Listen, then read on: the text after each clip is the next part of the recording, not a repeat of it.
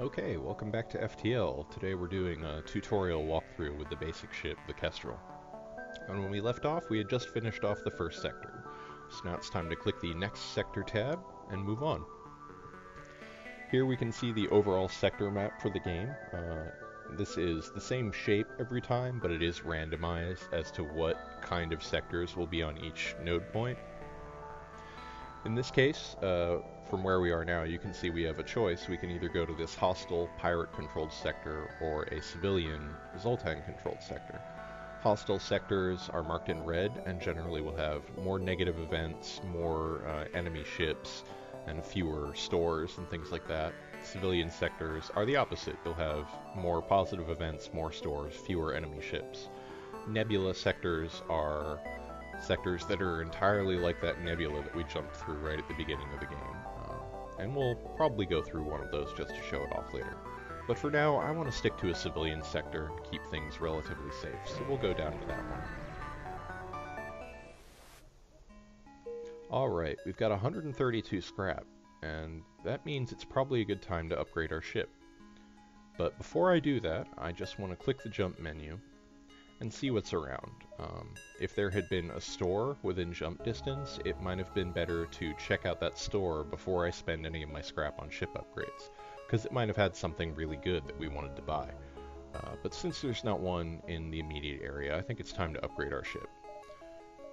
Alright, I think the first thing that you always want to upgrade, barring a few certain exceptions, is your shields. One level of shielding is not enough, not even for the early game. So we're going to upgrade it once, and then one more time again. You get a new level of shielding for every 2 blocks you put into the shield bar. So it's good to just upgrade it in blocks of 2. There's not really much point in upgrading it one thing at a time. We are going to need more power to run that extra level of shielding though, so I am going to buy 2 more blocks of reactor power. You can see there, we have 2 more here, and 2 available slots of power over here. So I'll click on the shield menu, and there you go. Our shield became a little bit more opaque, and now we can block 2 incoming shots instead of 1. We are now much more survivable. I am going to make one more upgrade before we move on, and it's one that I think a lot of people neglect, especially in the early game, but it can be really handy. I'm going to upgrade our door system. When you upgrade your doors, it means that enemy boarding parties can no longer just run through your ship wherever they go. They get stuck and they have to break down doors. It also means that if you have a fire on your ship, the fire will take much longer to spread from room to room, so they're super handy. And the first upgrade is only 20 scrap, which is really cheap. So if you've got a little bit extra, especially on easy mode where you're basically rolling in scrap by the end of the game, there's no reason not to upgrade this early on. It'll make your ship much safer. And now we're ready to move on.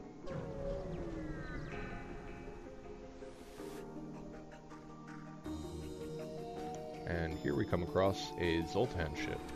Zoltan ships are different because they have this green shield with a health bar up here. This shield will block all incoming shots, missiles, beam weapons, lasers, everything, but it doesn't recharge. So once you get it depleted, it's gone. And then you'll just have the regular shield to deal with. I don't want to waste missile ammo just on taking down that extra shield, so I'm just going to sit here and let my burst laser wear that down. He's got 2 lasers, but with 2 levels of shielding, it's going to be pretty hard for him to do any damage to me, even with this drone shooting lasers at me as well. So now it's just a matter of waiting for that shield to go down. With the shield down, we can fire our missile launcher at his regular shielding system, and with that down, we can take out his weapons. You can see that shot was a little more powerful than the other lasers we've seen, and it did 2 damage to our engine room. Again, not something I'm terribly worried about, but he's got quite a few shots through, so we're going to have some repairs to do before we move on from this sector.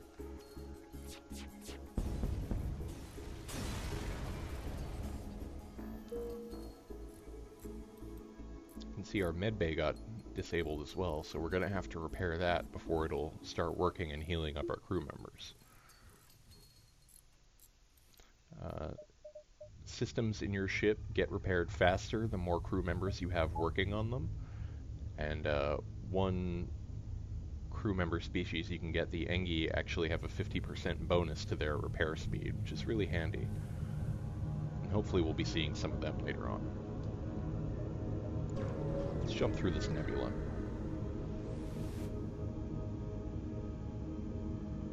Alright, here we have an encounter where we're trying to keep track of this damaged friendly ship, and we're trying to follow and help them.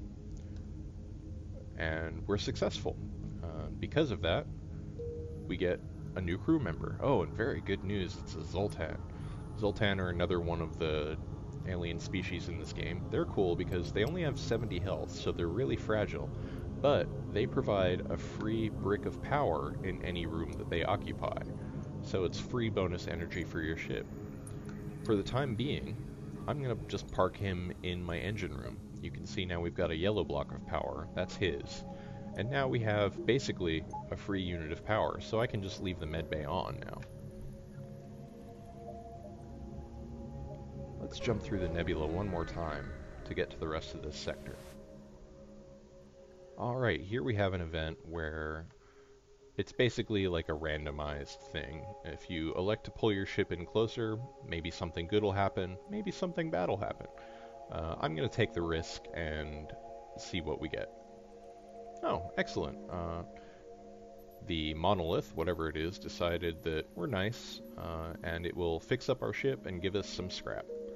So we got a little bit of repairs, but more importantly we got 36 scrap, which is quite a lot for this early in the game. We have a distress beacon up here. I'm definitely going to visit that.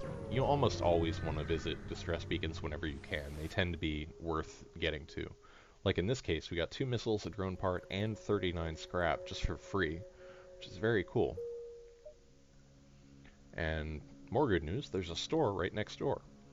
But as I said earlier, you generally want to have as much scrap as you can get your hands on before you go to stores. So I'm going to visit a couple more beacon points before we head up there.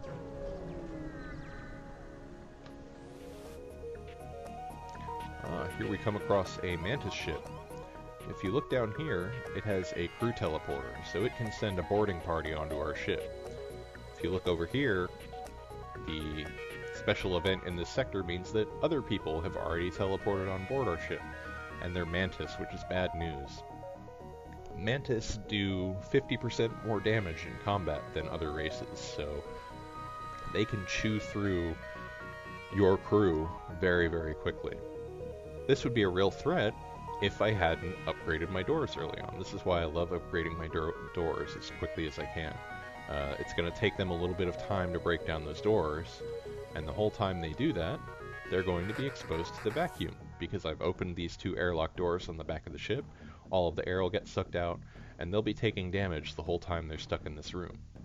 At the same time, I know my Zoltan crew member only has 70 hit points, so he would not last very long in a fight.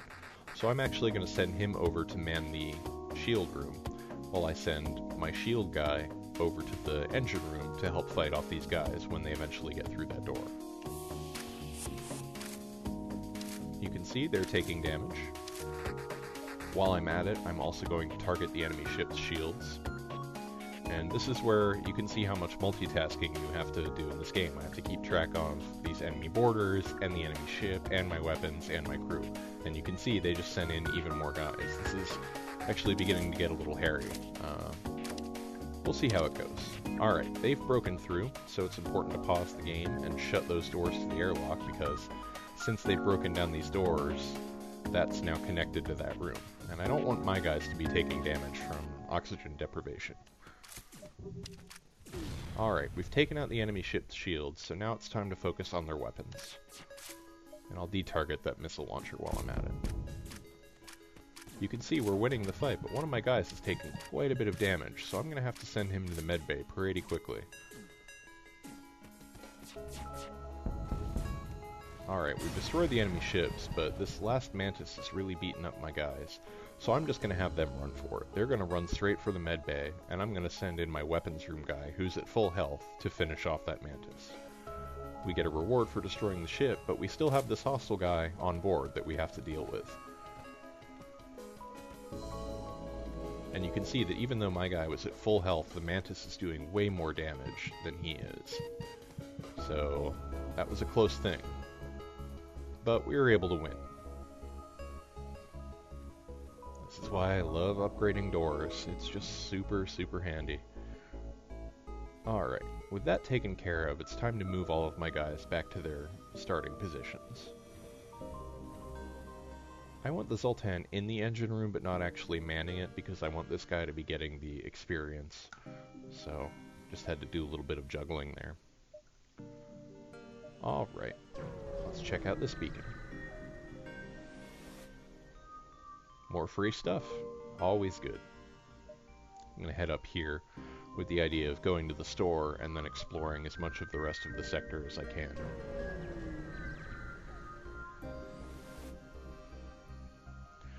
Alright, this is a kind of fun event. Basically, it's a hostile event, but you get to pick what kind of ship you have to fight. In this case, I always pick Slug because Slug ships are pretty wimpy in general. And you can see now we're fighting a Slug ship. There's not really anything special about this ship, it's just, you know, a regular enemy. But Mantis ships, as we just saw, can be pretty nasty even early on. And rock ships can be just a pain to take out because they can block damage. We missed with that missile shot, so let's see if we can just take down their shields with our laser. There we go.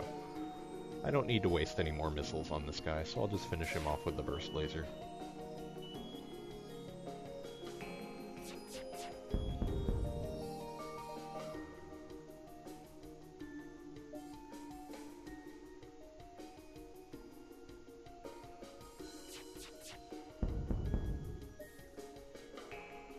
One more volley ought to do it.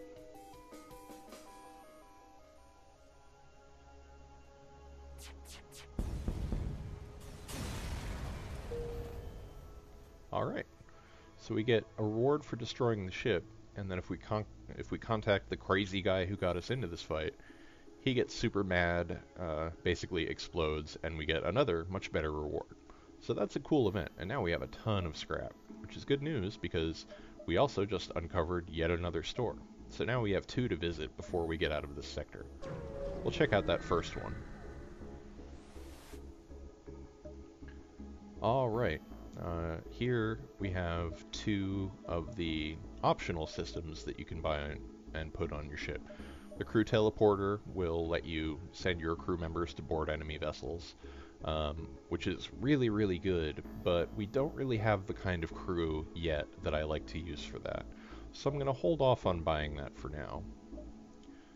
I can, however, afford cloaking, which is, I think, the most important ship augment you can buy in the game. It's really expensive at 150 scrap, but it is just so useful. So I'm going to buy that. I'm going to repair my ship, buy all of their fuel, and I think that'll be good for now. So, cloaking. What does cloaking do? Well, if you power it up, you can see it takes up a previously empty room in your ship. If you power it up and turn it on, you cloak. Works just like the Klingon ships in Star Trek. Your ship turns invisible. Enemy ships have a much, much lower chance of hitting you. It's something like a 60% or 70% chance of evasion. Yeah, 60%. So it's really good for dodging missiles, which is good because your shields won't stop those. And the other nice thing to know about cloaking is that it also prevents enemy ships from charging their weapons the whole time you're cloaked. So not only can you use it to delay shots, you can use it to dodge shots. It'll also prevent boarders from jumping on the entire time you're cloaked. It's just really, really useful. So I don't feel bad about spending that much scrap so early on at all. I think it's really handy. We're going to have to do some backtracking to get back out to the exit point, just because of the path I've taken through this sector, but that's okay. Here we're being offered a trade, 2 drone parts for 2 fuel, but we don't have a ton of fuel, and we don't even have drones right now, so there's no reason to take that offer.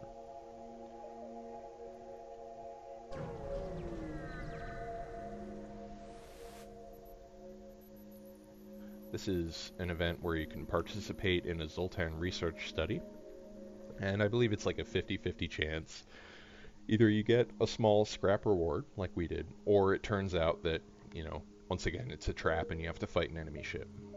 Not too much of a threat either way. Let's check out this last store. Alright. Oh, now this is... this is making me wish I hadn't bought cloaking, because now we've got a crew teleporter again and some cool crew. We can't afford everything, so I'm just going to go ahead and hire a Mantis crew member of our own, and I'll buy some more fuel. Mantis are great. You saw how much damage they did in combat. They're my favorite kind of crew you can have. We don't have any systems he needs to man, so he's just going to hang out in our medbay for now, and I'll use him to fight off enemy boarding parties and things like that. Anyway, let's see if we can get back to the exit before the rebel fleet gets there. We can. Good news. Alright. With all that said and done, we are ready to move on to the next sector. And I will catch you guys next time.